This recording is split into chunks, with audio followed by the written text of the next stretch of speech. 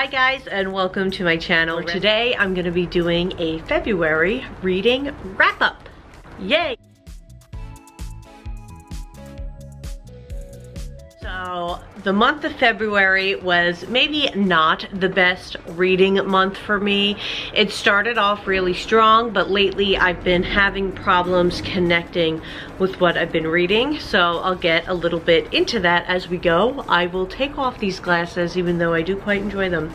I enjoy wearing them, they help me to see, but there is a glare, so I will take them off for the time being. I track what I read on Goodreads. I do use the Goodreads app. I've been using it so long and I just haven't been able to find an alternative that takes the place of it, but I will put a link to my Goodreads profile in the description of this video in case you'd like to follow each other on there.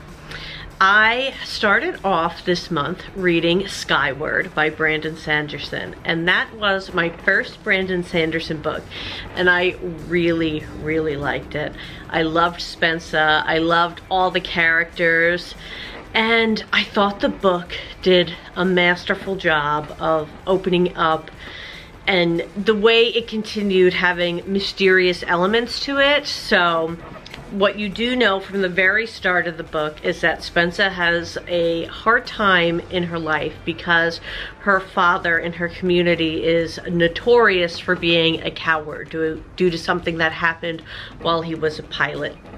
And so they don't keep you wondering what happened from the beginning to the end. You get sprinkles of what happened throughout the entire story, which then leads to more questions and more questions, but you're not left wondering the whole time. You do get questions answered throughout pieces of the story, and I like that a lot, that you weren't just reading 400 pages waiting for one payoff. There were payoffs throughout this book, which I thought was really terrific. After that book, I read Ozland by Wendy Spinale. Buster's here, my cat. Hi, Buster. This book is the third book in the Everland trilogy. I had started it a few months ago. Last month, I read Umberland, which was book 2.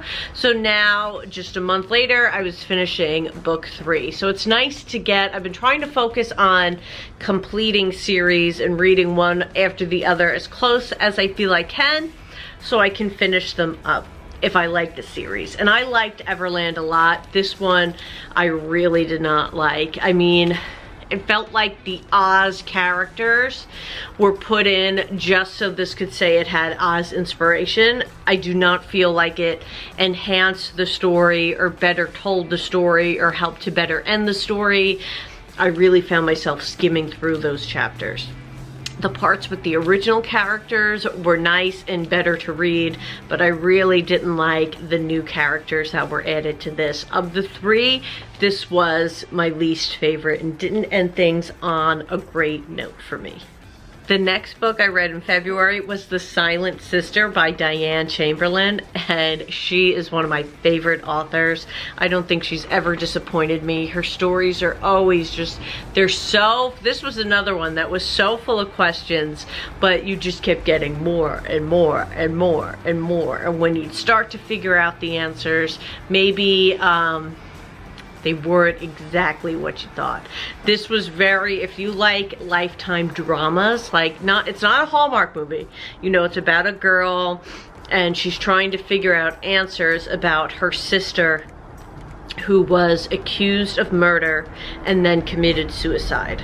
So she's trying to figure out a lot of questions about this. If you like true crime stories, I think you'd like this book. It was really fun and just kept you on the edge of your seat. Like, I found myself going back to this to read it more and more and more, because I like to read several books at a time because I have a short attention span, but this one kept dominating my attention span. I almost feel like this book caused my reading slump because I was so into it, and I just haven't picked up that energy again since.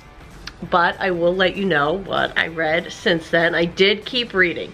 So the next book I finished was 6 of Crows by Leigh Bardugo. And I wanted to read this because of the Netflix series coming out that's part of the Grisha Grisha. I doubt how I say that. Grisha. That's part of the Grisha's world, so to speak. But Six of Crows, I did not realize, while it's the first in its own Six of Crows series, it's not the first in the Grisha world, which I didn't realize. I think it might be called the Seven Kingdoms.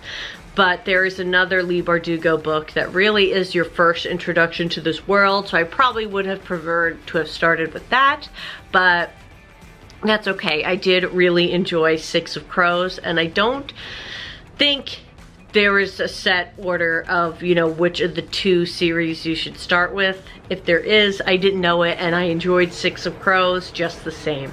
I did like the element of, you know, it does involve kind of six bandits, if you will. I don't know if bandits is, I feel like I'm like old being like six bandits, but you know, a cast of six, and it's fun to learn their backstories, how they get how they are introduced into the group, where they come from. So it's nice to see six different stories kind of coming as one. And then I also read Cemetery Boys by Aiden Thomas. I have been hearing so much about this book, and I'm very glad I read it. I enjoyed it a lot. Aiden Thomas did a great job of representing and showing me a culture. Like, I felt really immersed in the culture of Yads. They call them Yads. And I loved it. And I felt like I learned a lot, and I also learned a lot because Yadril, the character, is trans, and I learned so much about the hardships he had that you wouldn't even think of, like the offense that is taken when somebody calls him by his birth name and doesn't acknowledge, you know, his pronouns and things like that that are really important to him, or the honor it was where he could finally go into a bathroom that matched his gender, you know, that, and how that felt for him. So I really enjoyed those aspects of the book, and it's just a really great story, and I think you would like it. This story is about, I haven't really gone into much of the premises. It's about, you know, because Yadril is trans, his family don't include him in the Bruja, which is, or the Brujos.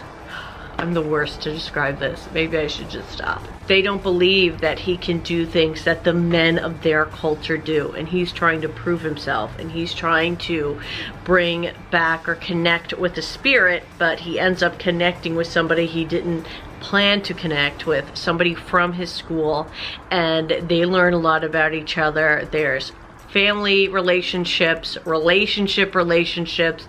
There's a lot in this book, and I can't wait for some of Aiden Thomas's books to come. There's one on their website that says Gay Titanic in Space, and I'm like, I hope you call the book that, because I need it. I am so ready for that book, and that's like the last one coming, so it's not going to be anytime soon, but I'm here for it. I'm ready for it. Now I want to tell you about the books I'm currently reading. So I loved Skyward so much that I started Starsight, and I'm so upset because I loved Skyward, but I am not getting into Starsight at all. Where the book left off, you know, it's Spencer, and she has her other people in her flight crew, and I don't feel that same camaraderie where I'm at in this book yet. Spencer is kind of on a mission on her own in another world, kind of in another planet, and I'm not connecting with that yet, or really getting involved with it yet. I'm also reading Grit by Angela Duckworth. I hope I got that right, because I'm going like by memory. I should check so I don't have to edit later. But Grit is really awesome. I love saving highlights in my Kindle, and then I use them when I'm doing social media for my business page. I'll look through my Kindle highlights, and Grit is full of great highlights. And looking for the author name. I got it right, Angela Duckworth. It's about how, what's more important in determining success? Is it your talent, or is it your grit? And your grit is kind of like your devotion, your endurance, your willingness to show up. So you can overcome a lot if you don't say, well, I just don't have the same talent. You know, it's not just about talent. Your grit counts for a lot. So I'm really enjoying that book for that sort of inspiration. Let's see what else I'm reading right now, right, Buster?